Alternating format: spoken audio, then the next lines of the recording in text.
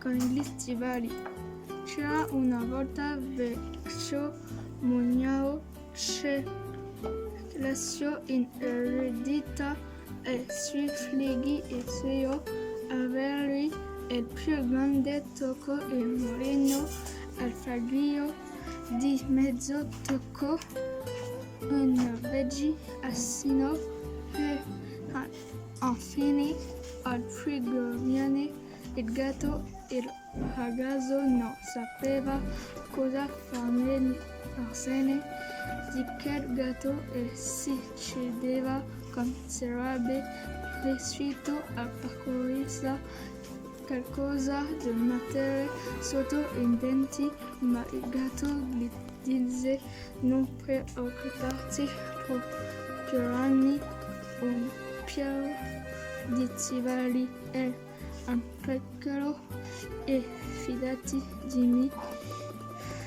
Il ragazzo fece proprio come gli era stato detto. Il gatto infilò gli stivali e si detto nel bosco a cercare di selvaggina. Tornò poco più tardi con due beccaghine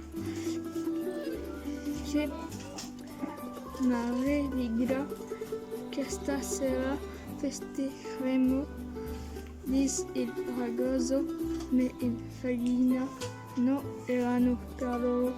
Questiono solo per te, li porterò in marioio. Rispose il gatto. Così il gatto arrivò alla porta del castello e bussò. Consegnò il faghino e il cuoco e gli disse di riferire al re che si trattava di un maggiano del Marqués di Carabas. Il gatto continuò così a lungo.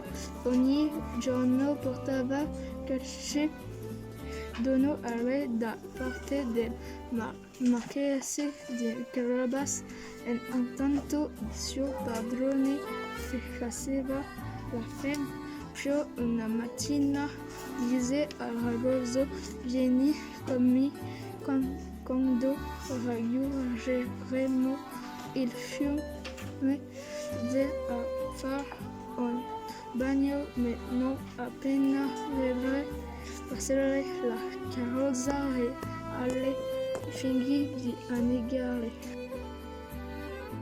Due uscirono di casa e raggiunsero il fiume.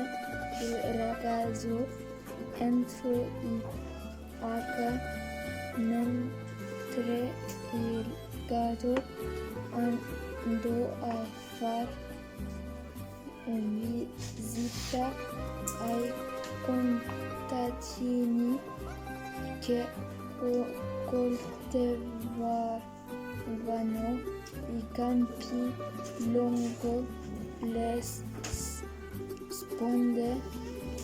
Il re lo chiederà: dovrete rispondere che questi campi sono di proprietà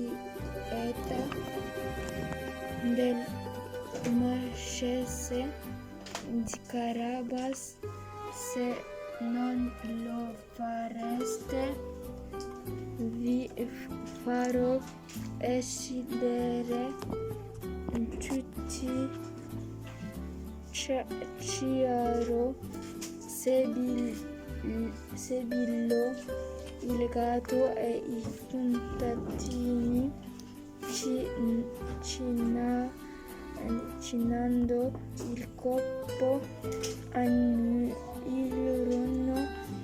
Dopo qualche tempo passò di lì la carrozza del re con i suoi cavalieri al circuito che sono queste terze dire a uno dei contadini che stavano estirpando l'erbacea del Marchese di Carabas, Maestà rispose il contadino.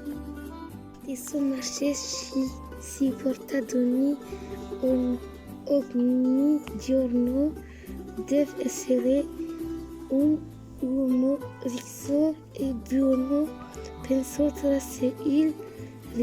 Poco più avanti incontrò il gatto con gli stivali, si agitava la zampina disperandosi. Aiutatemi, il mio padrone, il Marchese di Carabas sta affogando nel fiume. Il riordinò ai suoi cavalieri di salvarlo, allo vestirà fiori d'acqua, poi gli fece dar i suoi vestiti più belli, prendendoli dai bodi, si portava sulla carrozza, mentre il re si intratteneva con il ragazzo convinto che si trattasse di un ricco nobile. Il gatto li abbandonò e corse avanti sulla infantile lungo strada in castello abitato da un anco. Era famoso per la sua abilità di trasformarsi in qualunque animale volesse.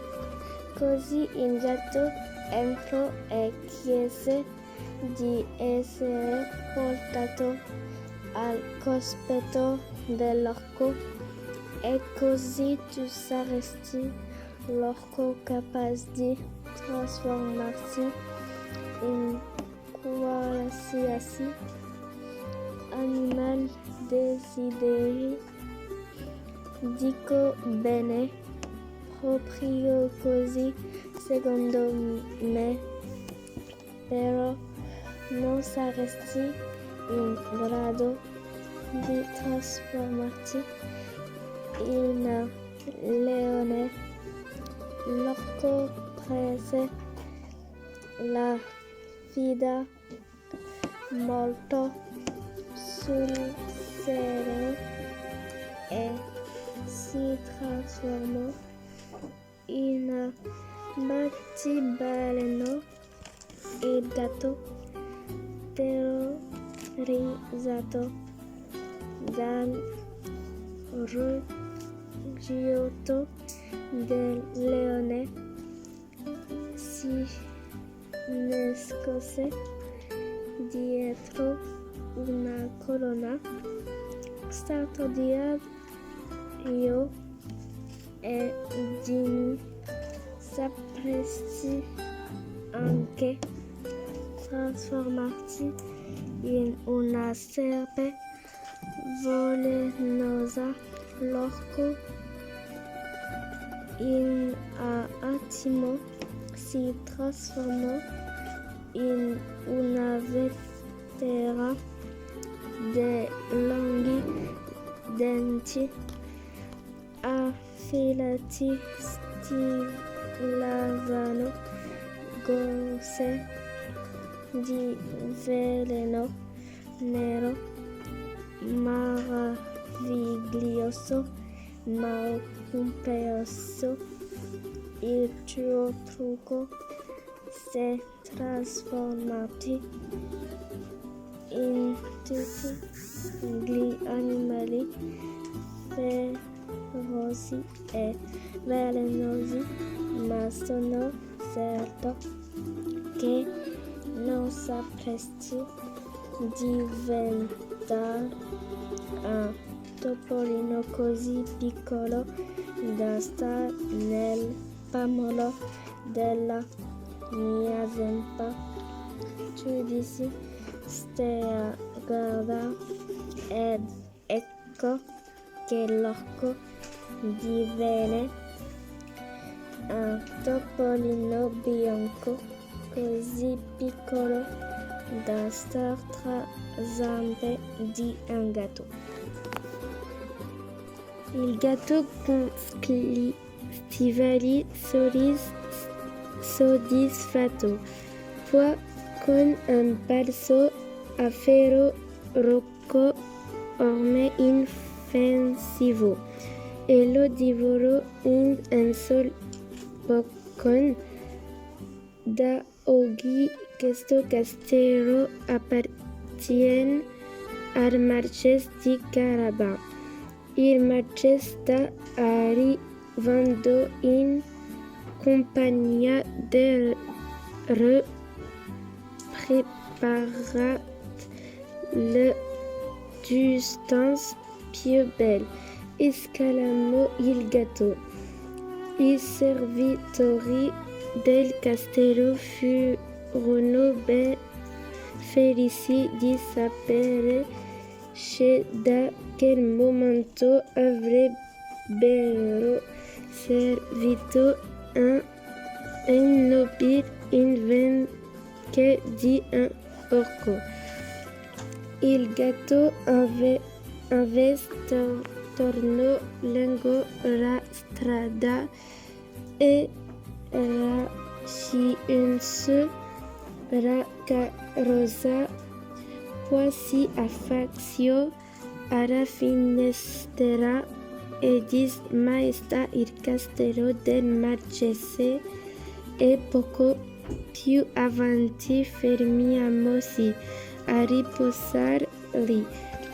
La servitù ha già preparato le due stanze più belle, e così il figlio del mugnagno da quel giorno divenne il ricco proprietario di quel castello e di tutta la servitù. Il re dal canto suo rimase tanto colpito da ricchezze e da generosità del Marchese di Carabas che chiese in sposa sua figlia, la principessa, e così vissero tutti felici e contenti.